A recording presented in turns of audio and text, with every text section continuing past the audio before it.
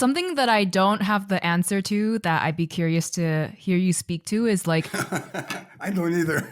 how do you teach people in quote unquote cultures who have lost these ways of remembrance and also have the hubris to think that they know better, that they're more advanced, and so their knowledge is more quote unquote credible than knowledge is coming from what they label as more primitive cultures? Because I think oftentimes people have to be at least open to and receptive to having their worldviews cracked open for us to be able to remember and relearn something deeper.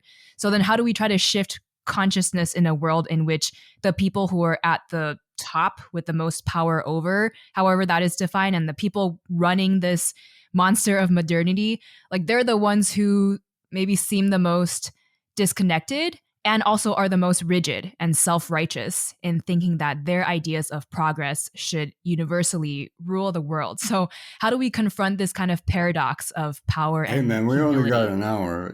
This is a very, very big thing.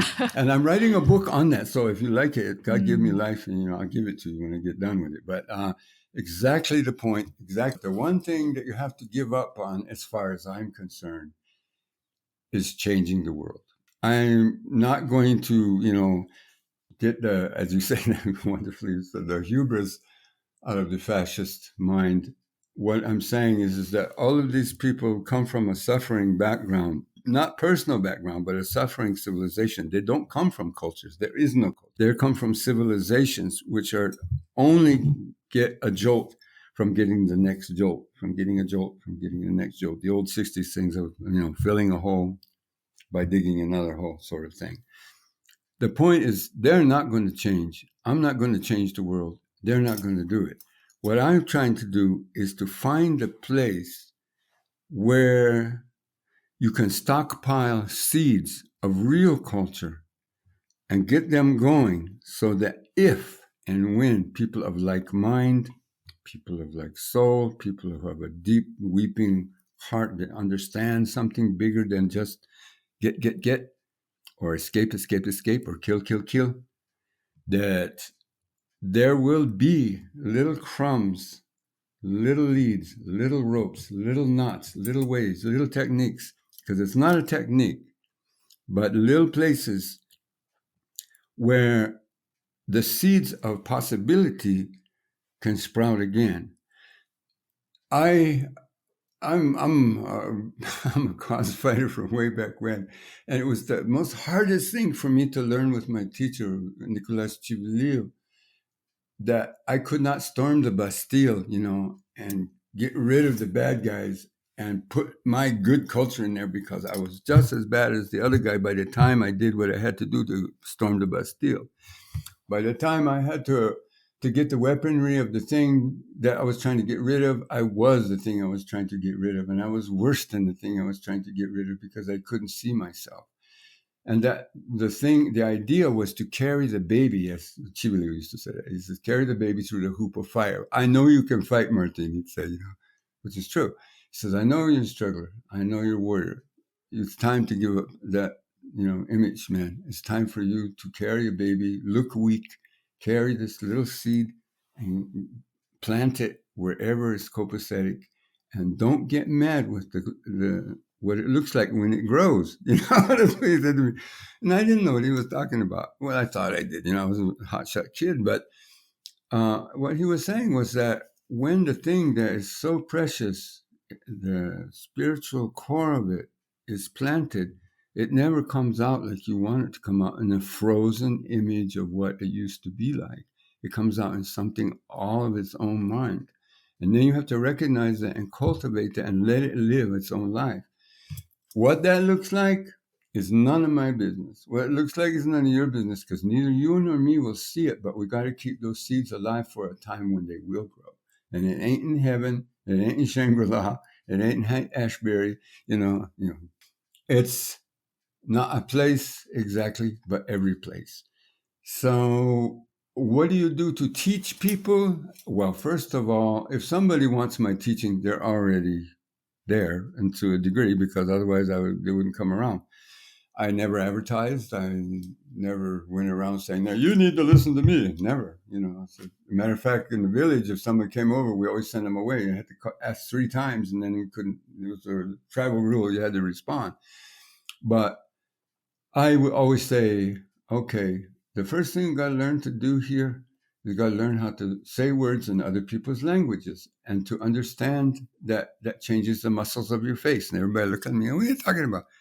Look, there's an old, crazy, really amazing gay man named Oral Stein. He was a Hungarian who worked for the British Raj during, the 1940s and 30s and all that.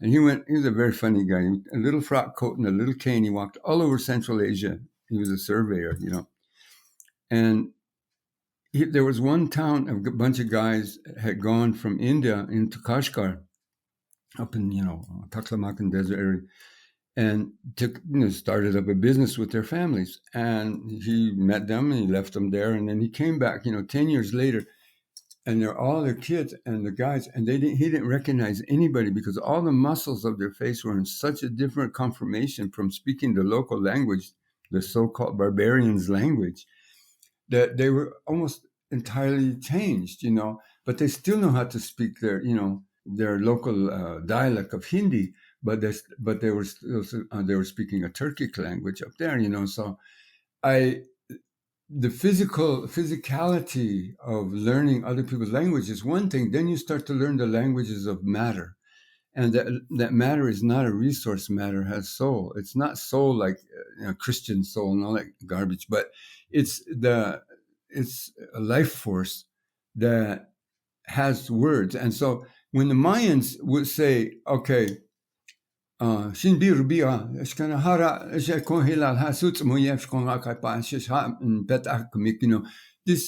these clouds are seeing themselves into being. In other words, anything that has form is considered a form of speech that is being sung. And so that comes from, like stars comes from everywhere. And as you look out of the world, what you see, all of the plants and all the animals and everything doing what they do all together is a gigantic symphony of form that is made of language. So the first place you get to start teaching people is to start teaching language. And they, of course, have to do all the learning because, you can't teach them to think and teach them to learn. They have to try really hard. And that's a long, long, long, long, long process. I got a school, that's what I do. And then learning to do things with your hands that they've never done before. Like a lot of people, I was totally aghast when I grew up. I grew up in a place where a lot of the stuff had been destroyed, but everybody knew how to do a whole lot of stuff.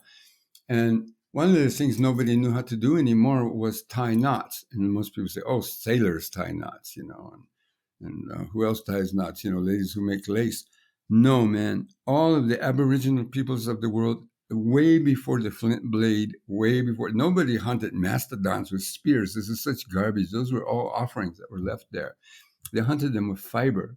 Everything was fiber, man.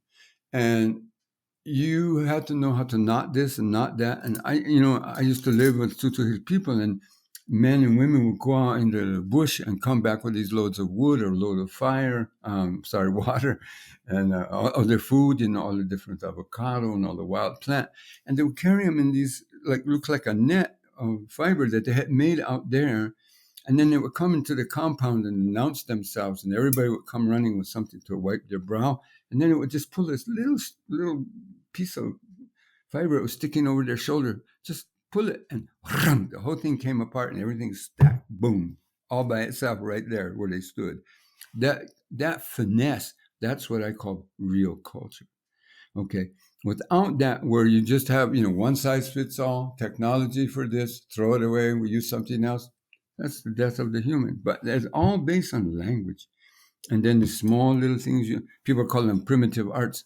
I don't like that because they're not primitive. And two, it makes it look like something you can leave or take instead of it being the main thing to keep a culture small and extremely eloquent and elegant in the way it moves itself through the world as a welcome guest with nature.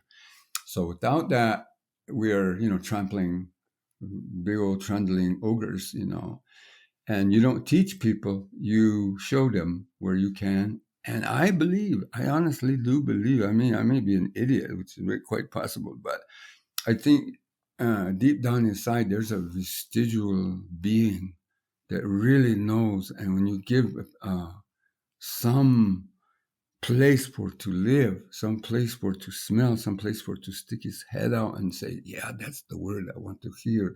That's the music I want to hear. Oh, yeah, that's the thing I want to feel in my hand. He'll slowly, slowly, they'll slowly come out of that little place and start to appear.